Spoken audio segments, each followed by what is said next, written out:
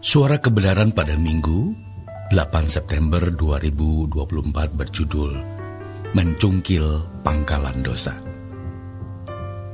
Di dalam Ibrani 2 ayat 17 dikatakan, dalam segala hal ia disamakan dengan saudara-saudaranya. Tapi jangan mengatakan bahwa Yesus adalah manusia biasa. Dia bukan manusia biasa, tapi dia manusia Allah, man of God. Kata yang sama dikenakan Paulus kepada Timotius dan dikenakan pada dirinya sendiri, bahwa orang percaya adalah man of God.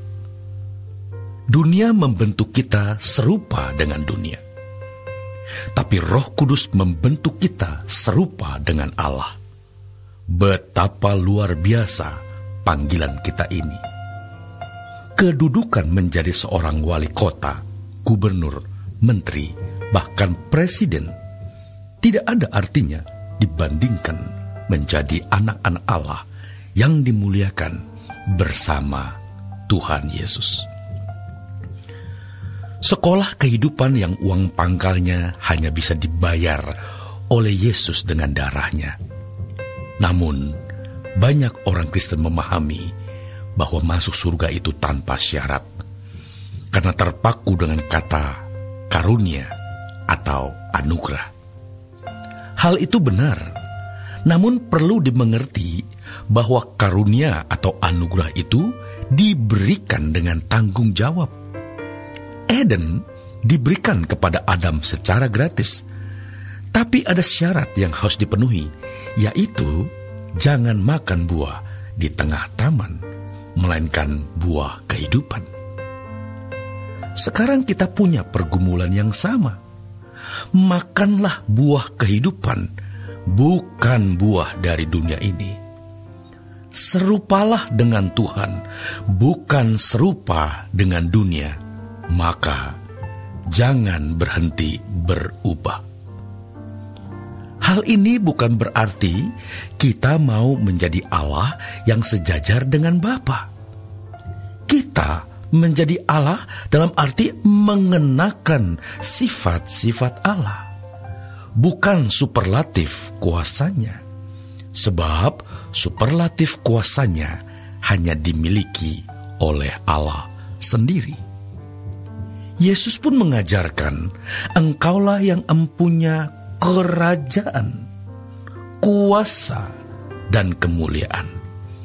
Tidak ada yang punya, Yesus pun tidak punya.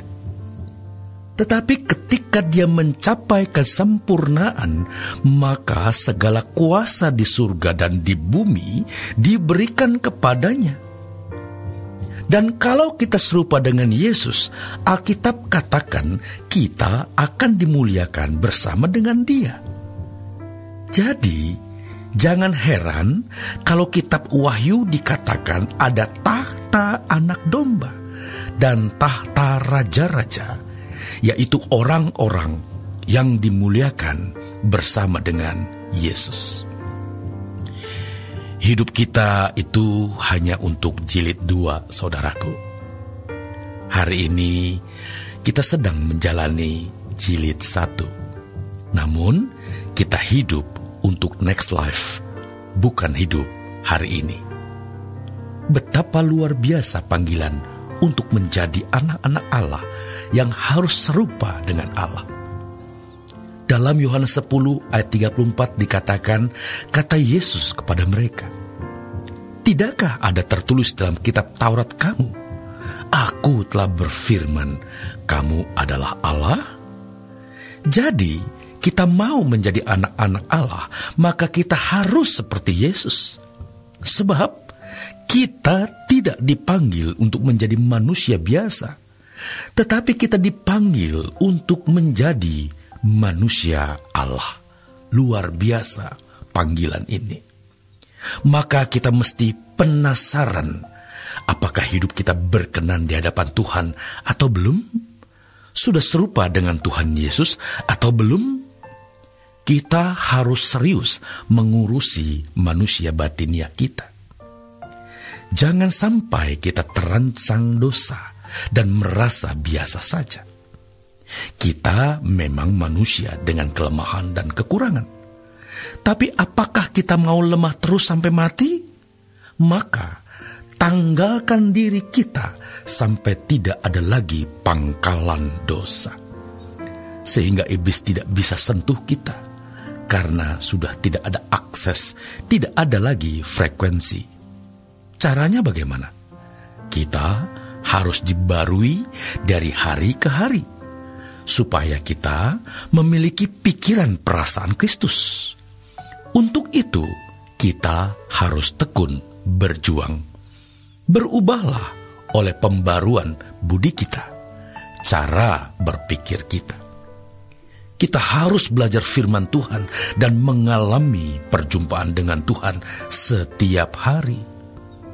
Setiap peristiwa yang Tuhan izinkan terjadi di dalam hidup kita harus dimengerti sebagai sarana untuk mencungkil pangkalan kuasa kegelapan atau dosa yang masih ada di dalam diri kita. Misalnya, ada pangkalan kesombongan. Jadi, ketika kita dipuji atau mendapat kesempatan dihormati, ada kesombongan. Kesombongan tersebut Tuhan hancurkan lewat sakit parah. Namun, itu pun belum tentu kesombongannya hilang. Tapi, lewat kejadian itu, baru ia sadar, ternyata aku bukan siapa-siapa. Cara Tuhan merombak keadaan kita itu luar biasa, saudaraku. Terus terang, ini adalah misteri dan rahasia. Sukar dijelaskan, dan mungkin tidak perlu orang lain tahu. Tapi kita tahu, disitulah kita mengerti kehadiran nyata Tuhan dalam hidup kita, di mana lewat peristiwa demi peristiwa Allah mengubah kita, supaya tidak ada pangkalan dosa. Kita harus memberi diri, harus ada kerjasama antara kita dengan Roh Kudus yang menggarap kita. Itu sebabnya mengapa kita harus berdoa setiap pagi, bertemu Tuhan setiap hari. Kita membutuhkan bimbingannya. Itulah sebabnya juga mengapa kita harus doa puasa, karena kita perlu untuk lebih fokus bertemu Tuhan dan memberi diri dibentuk. Kita bersyukur, saudaraku, betapa sabarnya Tuhan menggarap kita. Maka, selama masih ada, memiliki jantung yang berdetak, artinya Tuhan masih beri kesempatan kita berubah. Jadi, betapa berharganya kesempatan dan waktu yang Tuhan berikan. Harta dunia, kehormatan, dan segala kesenangan dunia itu sementara, yang harus kita berani lepaskan demi supaya kita memperoleh penggarapan Tuhan, dan agar kita bisa menjadi manusia Allah yang tidak bisa lagi dipengaruhi oleh dunia. Selamat berjuang, saudaraku. Tuhan Yesus memberkati.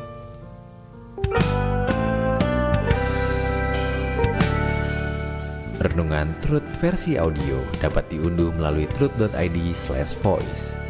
Informasi lebih lanjut silakan menghubungi 021 4584 2381. Tuhan Yesus memberkati.